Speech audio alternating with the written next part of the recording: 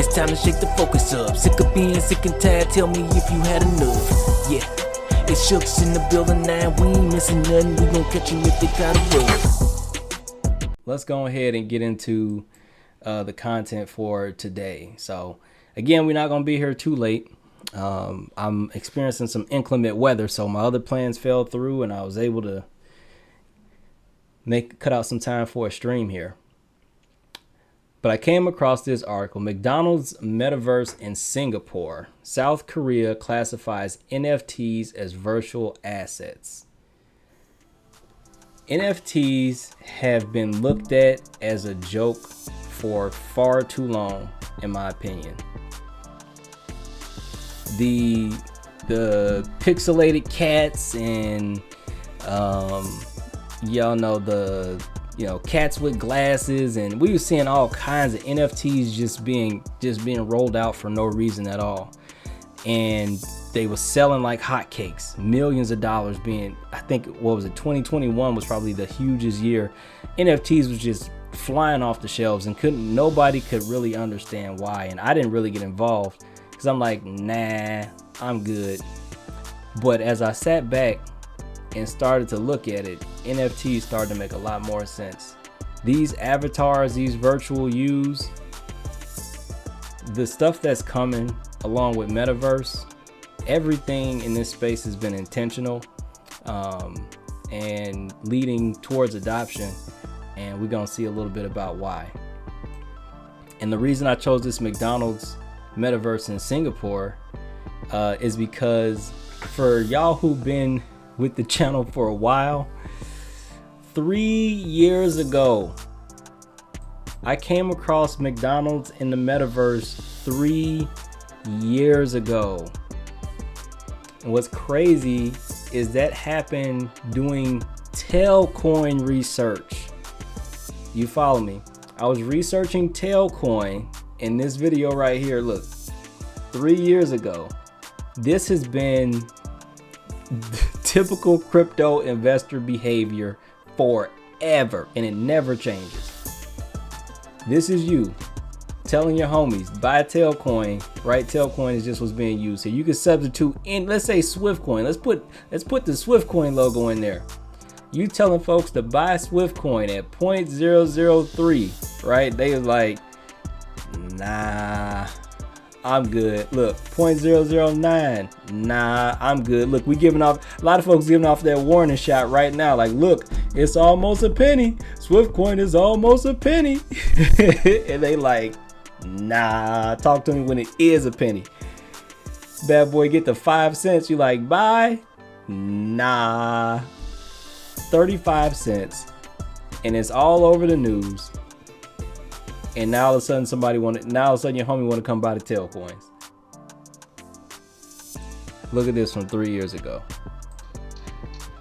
Whoa.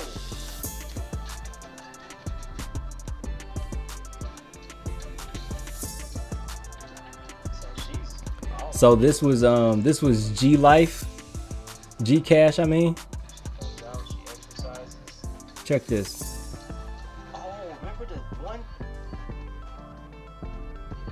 This might be the magic button stuff, y'all. Hold up.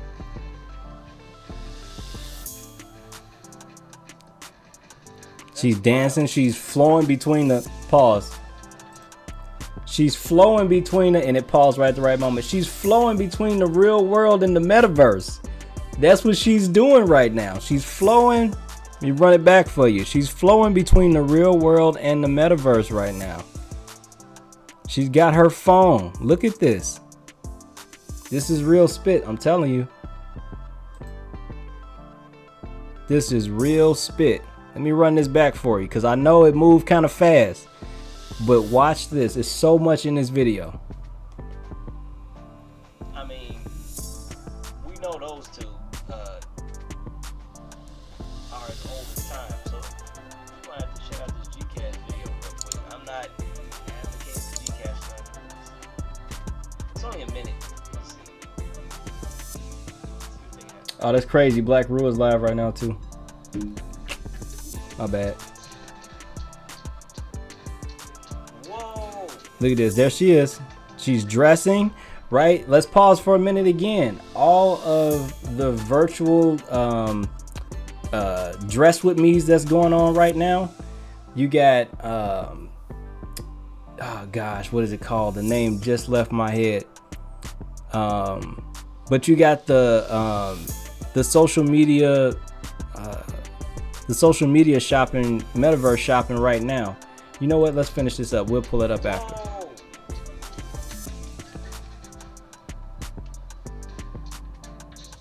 Look at that. Boom. She's checking back into the metaverse. All virtual. She's gaming. She wins. She's back out in the real world again. Are y'all following? This is bonkers right now. Are y'all following? Comes out, she exercises. She's back shopping in the metaverse again. This was so far ahead of its time. I didn't even, you can see, look at my face. I look lost. Like, what am I looking at right here? I got the whole ShookFocuz logo face going on. I got the whole ShookFocuz logo face going on. Look at this, y'all. She's bouncing. No data. What do you mean no data? Buying data. Goodness gracious, y'all. What was the project that was selling data for cell phones again? Started with a D. I'm not in it no more, so I definitely can't remember the name. Dent? Was it Dent Coin? I think it was Dent Coin. That sounds familiar. Bought her data and she ready to rock and roll again. Boom. Back out. Stopped out to get something to eat. It's so much heat right here. It's so much heat right here. This is crazy. This is crazy to think about. You ever just watch something before and be like, man, that was nuts. Like, that's how I feel right now going back to look at this. This is crazy. But we had the McDonald's in this one already. McDonald's was already in here.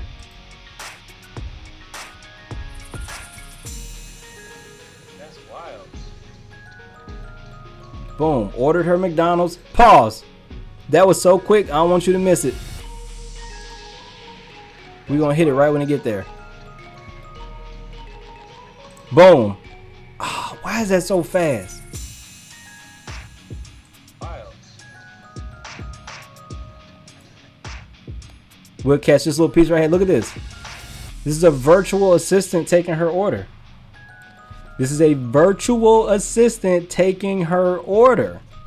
I'm telling y'all, this was so far ahead. It's crazy. And now you got McDonald's NFTs being classified as virtual assets. McDonald's has been looking at the meta. Y'all can think it's a game if you want to, but McDonald's been looking at this stuff for a minute. KFC, all of this. And the thing to note, you can't use these companies' logos without permission. You cannot use these companies' logos without permission. So let's go ahead and read through a little bit of this. In this week's newsletter, we read about fast food chain McDonald's newly launched metaverse in Singapore and South Korean regulators classifying NFTs as virtual assets. In other news, NFT scammers have been charged in the United States, and find out how Bitcoin-based collectibles led to a weekly surge in NFT sales volumes.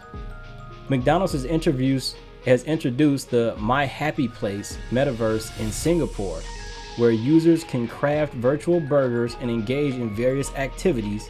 In collaboration with Bandwagon Labs, the fast food chain developed an interactive virtual environment emphasizing creativity and daily rewards. The metaverse utilizes Web3 technologies, including the crypto wallet MetaMask, and offers token-gated activities and digital collectibles. We're coming back to this right here. Clarence Chan, Bandwagon Labs' founder, highlighted the focus on tangible rewards and user interaction. This addresses the typical limitations of metaverse experiences and enhances fan participation. So, token-gated activities. Remember Bored Ape Yacht Club, Mutant Ape Yacht Club? Those were supposed to be NFTs to get you access to the metaverse. Remember Eminem was somebody was using Eminem's name in one of those metaverses to say, hey, if you got this Bored Ape NFT, you can get access to this part of the metaverse where you might bump into Eminem. It was like a real kind of slim shady background that was crazy interesting. So when we talk about token gated activities, right, you need that token, you need that access. There's a lot of projects that were coming out with NFTs and saying those NFTs were going to be your ticket to the metaverse. I'm even scared to mention the name right now because they ain't did nothing yet, but Piccolo, right, whether that project succeeds or fails, that was you're so far ahead and you're thinking about where things are going with Web3. Man, look, I appreciate that, especially coming from the dog. But Web3 is everything that you, and I think it ties in, especially if you're a millennial. A lot of things that we watched growing up as millennials just leads you to kind of what the metaverse is. A lot of the games and things they're building out, the things that we grew up with, right? One of the shows that I bring in a lot, I used to bring it in a lot when I was talking about Piccolo, was Digimon, right? It was the story of children who went over into the digital world. They loved their Digimon so much, which were these virtual avatars that they could battle with. They loved them so much that they wanted to go into the virtual world with the Digimon. So what they're building are things that a lot of kids grew up thinking would never be a reality or could never be a reality. But with Web3, it's so easy to see, like literally that's being built out, right? Everything comes from an idea in somebody's head. So that's all you're seeing is somebody manifesting, right, what was in their head and building out this idea of the virtual world, virtual reality. So that's literally all it is to me. This was a show that was meant to kind of be futuristic. It was called Upload, where everybody could essentially upload their digital twin to the metaverse, and this went into some of your 3D printed foods and things of that nature to kind of show how society is moving. Now, I'm not an advocate for fake food, lab food. Personally, I like things I can grow in the dirt, God's given. That's how I get down. But this is still, it's becoming more common, whether we with it or we ain't with it. It's becoming more commonplace. I can't eat the plastic food, man. I can't do it. I can't do it. So I start, man, when the plastic food started coming out, I started calling up the farmers like, yeah, you got a cow? I need a cow. I need a real one. Oh, man. So that was cool. So we'll get back on track here. Let's get back to our article.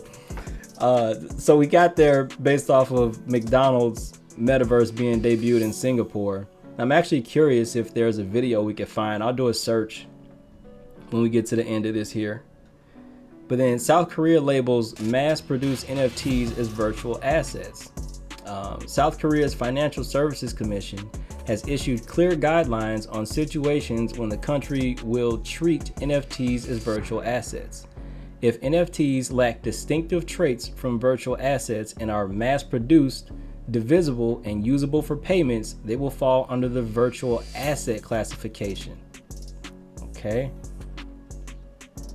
The Financial Services Commission emphasized that high-volume NFT collections could serve as a payment method, though each case will be evaluated individually. Additionally, the guidelines outline that NFTs could be considered securities if they meet the criteria outlined in the country's Capital Markets Act. So again, these NFTs are so much more than the pixelated cats we was looking at in 2021. The purpose for NFTs is so much bigger. Again, we're talking about digital representations of people, right? You could be anything you want to be in the metaverse. Your avatar could be a dinosaur. You can take that pixelated cat if you want to, if it can move, and make that your avatar in the metaverse. right? But there was so much behind this than just a children's game. And in Korea, it was actually interesting because there was, which game was that? Axie Infinity. Was it Singapore or South Korea? One of the two. Axie Infinity was making so much money that you had kids over there making more money than their parents off of playing Axie Infinity. So Axie Infinity was one of those things that kind of set the tone. Like, you're gonna be getting paid to play in the metaverse.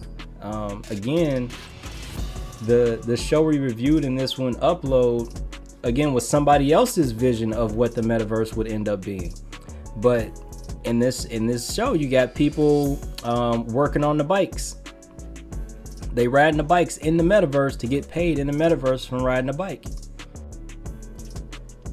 And then the last piece here, I wasn't planning on covering this Bitcoin piece. I don't typically do all the price percentage stuff. I research, and if it looks good, I'm in it. That's just how I go for me. But let's check this out. So New York attorney charges 3 tied to Evolved Apes NFT scam. So 3 people linked to the Evolved Apes NFT scam face charges in the U.S. for wire fraud and money laundering. Mohammed Amin Acha, Mohammed Relaz Walid, and Daoud Hassan allegedly inflated NFT prices, promised a video game, and vanished with 800 Ether, worth about 2.7 million in 2021. Despite claims of a game launch, the project folded within weeks. Walid's attempt to withdraw funds under false pretenses further complicated the case, with charges carrying a maximum of a 20-year sentence. So again, this is from 2020. What did I just say earlier? 2021? I guess I must be on track tonight. 2021 is when all this money was being made off these NFTs. Right? And not all of them were real. Again, you had some, or not all of them had use case, I should say. So this project promised a video game. That was the trend. Hey, we got NFTs and we got a video game coming. You probably heard about 1,000 projects that had NFTs and a video game coming. And how many of those are left? You can probably count them on like 1 or 2 hands.